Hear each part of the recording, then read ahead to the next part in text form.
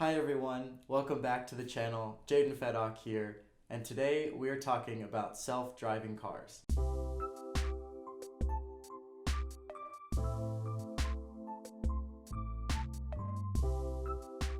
So to help this make sense, I've divided the idea into 4 basic topics. 1, what is it?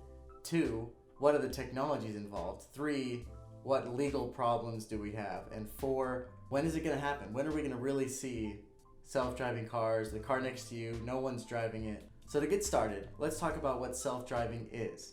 So you're probably thinking, Jaden, it's really not that complicated. It's a car, drives itself, let's move on. But there's a little bit more complexity to it than that. There's actually 5 different stages of self-driving. When you say self-driving, you may be talking about any of these different stages. So you've got level 1 right at the bottom, regular car, and you're driving it yourself. Level 2, you've got lane assist, you've got things like adaptive cruise control, where you're driving on the highway and you can keep a specific distance between you and the car in front of you. Now those are very valuable, and they're technology tools that are helping us along the way to a self-driving future. Level 3 is where we really see the self-driving that most people are used to seeing come into play. So this is something like when lane assist meets adaptive cruise control, you can take your hands off the wheel. That's probably what everyone's excited about, and level 3 is probably the first place you're going to be seeing that. Now, level 3 is a very, very limited subset of what self-driving could be. So it in itself is a little bit more simplistic. So if you've really only got adaptive cruise control and lane assist, you can't do all that much. You can't go from your home to the store without touching the wheel, unfortunately. So it's really more limited to highways, freeways, and very long stretches of road. And usually when you see a car company come out with level 3 self-driving, you'll see it come with severe limitations where you have to touch the wheel every 15 seconds, as with Tesla, or you have to keep your eyes on the road, as with the Chrysler self-driving assist. There are lots of limitations to make sure that the driver themselves is still paying attention, because there's a lot that could happen in this level of self-driving.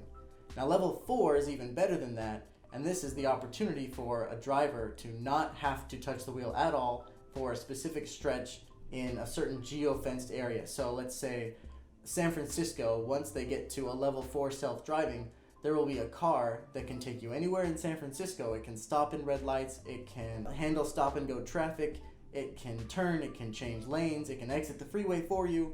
All of these things would require level 4 on the self-driving scale. So we're excited to get there, but we really want to get to level 5. Level 5 is what everyone imagines. That's the science fiction version of self-driving, where we're really seeing you don't even have to touch the wheel at all. You get in the car, you go wherever you want to. In fact, this is the level where they can start building cars without steering wheels or pedals. So now you probably understand a little bit better the complexity of self-driving, where we really have multiple different levels. Some companies say they have self-driving, but really they fall somewhere on this scale. We don't really have any production companies that have reached level 4. We have quite a few that are operating in level 3. So the next thing I want to talk about is the technology behind what this is. What is self-driving? What powers the self-driving of tomorrow? Now that's probably, you're thinking hardware and you're thinking software. So the cameras, the LiDAR, all the things that go behind it. But you've also got the programmers who are writing the code to say, do I keep going straight? Do I turn right? Do I turn left? What happens when the lane ends? Lots of different things have to be written into the software, and there's a lot of work being done on that front. Let's talk about hardware first. So the hardware is where we're seeing tons of cameras on cars. We're seeing spinning LiDAR above the car, which is interesting, and it makes the car look a little futuristic, I would guess. And companies like Cruise and Waymo are pioneering more of the LiDAR approach, whereas the camera setup, which is a little bit more computer vision, seeing an image and understanding what's in that image, that's coming from the Tesla and the Comma AI, groups like that.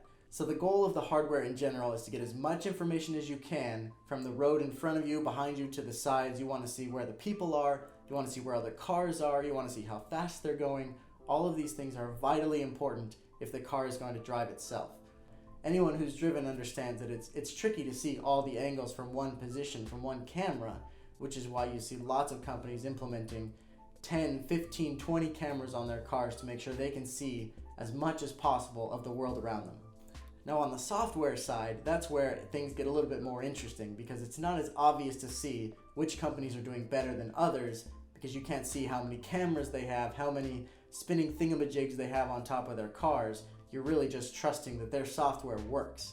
Now, a lot of this is leaning into more of the legal and ethical aspect of self-driving, which is trickier because you have companies like Tesla and Google Waymo that are operating on live roads. There are many other companies doing the same thing, but you have to think about what happens if someone gets in an accident. There was a big story about a Tesla crash on autopilot. Also, Uber self-driving that crashed into someone down in Arizona. There are tons of other stories and concerns that people have with what is self-driving going to mean for those that aren't in self-driving cars. What if I'm driving my own car?